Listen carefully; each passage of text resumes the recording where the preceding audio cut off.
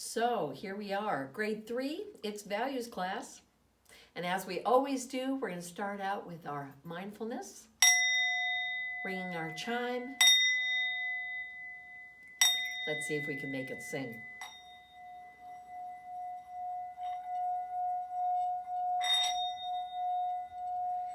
Again, I remind us that indeed as we do that, we're resetting our brain. Again, the plasticity of our brain, we've been doing an awful lot of things. And so now we're trying to reset. Reset so that we can focus to this moment now. Let's go ahead and do our breathing exercises. Let's do our 5 breaths. We breathe in, 2, 3, 4, 5, and hold it. 2, 3, 4, 5, and let it go. 2, 3, 4, 5. Let's do that one more time. Breathe in, 2, 3, 4, 5, and hold it. 2, 3, 4, 5, and let it go. Very good. All right.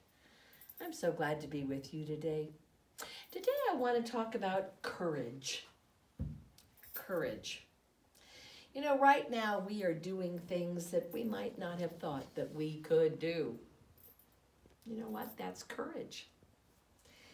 Courage is not the ability to do something, but it's the decision to do something and then face what is uncomfortable for us.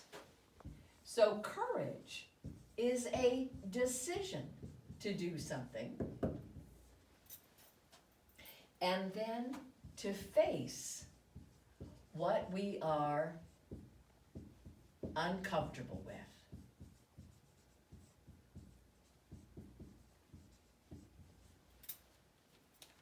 Sometimes we don't think of courage like that, do we? We think of courage as always being able to just go out and do something.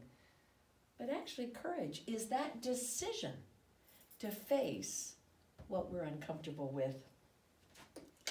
Sometimes other words about courage is stamina, endurance, staying power. What are words that you can think of that might describe courage? Courage means standing up for yourself and others. It means doing the right thing in the face of difficulty. And today I want to talk about courage in the face of difficulties.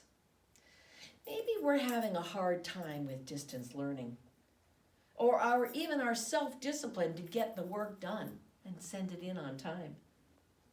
Maybe it's hard to be able to work from home. Maybe it's difficult for us to get the technology down or do our lessons differently. Well, you know, every time you do it, you have courage to face that difficulty and not let it stop you. I'd like to illustrate this with reading a story about a very scary monster and how the villagers overcame with courage. The story is entitled Li Qi and the Serpent. So once in ancient days in the kingdom of Wei, a terrible serpent came to live. And there it coiled around the rocks and sent dreadful dream messages to everyone. The messages were, "I will destroy the land and all the people if I am not given maidens to eat." Oh, the wailing and the moaning that followed the hearing of this threat. What could the people possibly do? "We can't let our maidens be eaten," they cried. So the people sent for brave heroes to kill the serpent for them. Oh, the heroes swaggered boldly, and they went up to the mountain peak. But when they saw the serpent, with its terrible fangs and claws, every one of those heroes ran away. "Enough delay," the serpent roared at the people. "I will destroy you all if I am not given maidens to eat, and quickly." What What can we do now? The people wailed.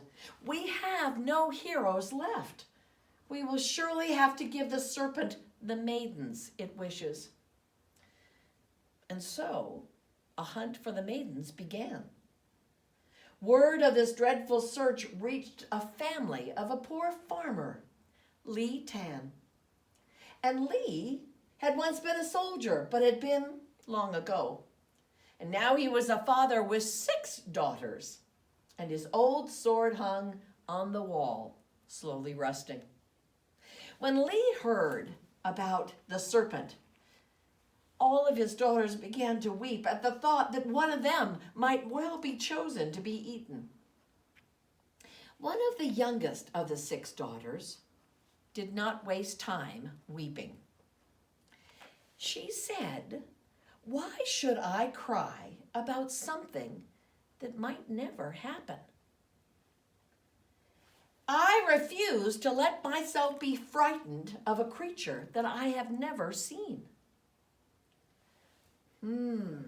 Instead, Lee began to wonder just how such a monster might be stopped, and an idea came to her. "Let me be chosen," she said to her father. "No," he cried in horror. "Oh, yes," she insisted. "Only be sure the officials who come for me give you a nice ransom in exchange for me. That way, no matter what happens, my sisters will have some money on which to live. And oh, Father, don't worry. I have no intention of letting myself be eaten. And I have no intention of letting any other girls be eaten either." Well, the officials came for her very soon. "I will come with you. But first, let me take a memory of home with me." And so she took her father's rusty sword. She took the farm's snake-hunting dog. And she took a sack of sweet rice with her. She let the officials lead her up to the mountain peak. And there Lee seated herself comfortably and began rolling the sweet rice into tasty treats. Then she placed at the entrance of the serpent's cave these sweet treats.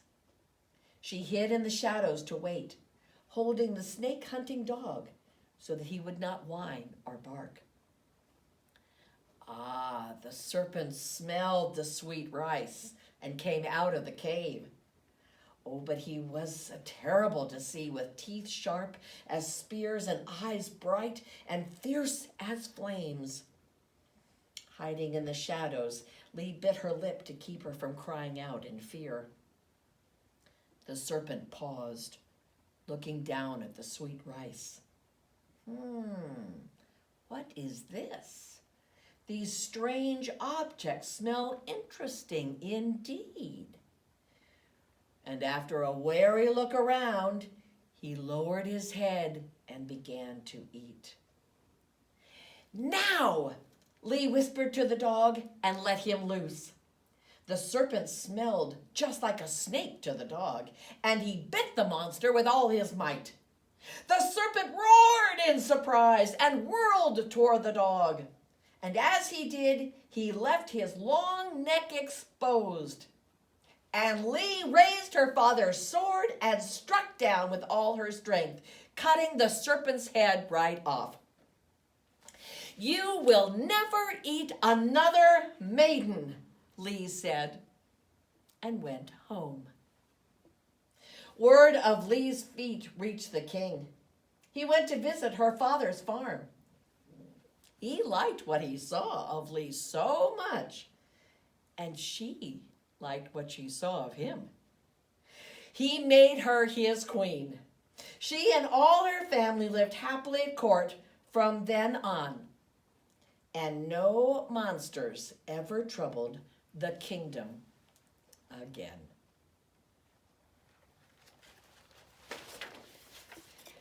You know, in that story, the daughter needed to stand up for the village and courageously face that monster with a very cunning good plan. The sweet rice cakes lured the monster out, and the dog was able to bring the monster down, and the girl was able to kill him. Now, grade 3, we might not be feeling much like we're slaying monsters. But indeed, every day we meet our challenges with a decision for courage. So what are some of the challenges that you are meeting right now? For me, well, it's being able to learn how to teach when there's no one in the classroom.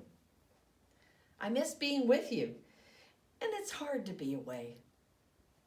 But hopefully, I'm using courage as we send our lessons through technology into your home.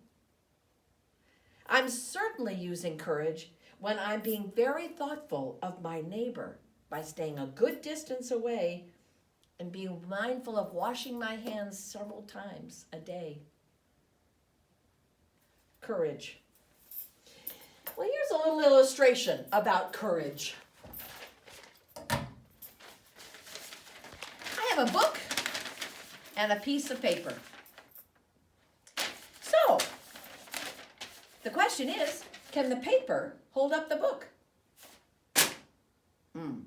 Maybe not. This is kind of like our weakness.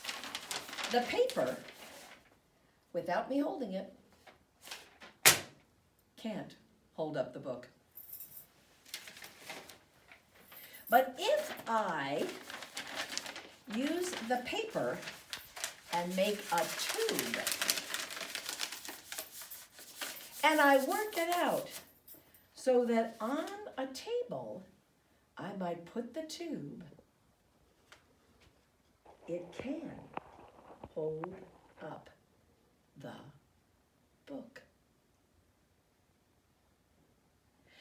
My friends, that's kind of like being able to turn our weaknesses into strengths.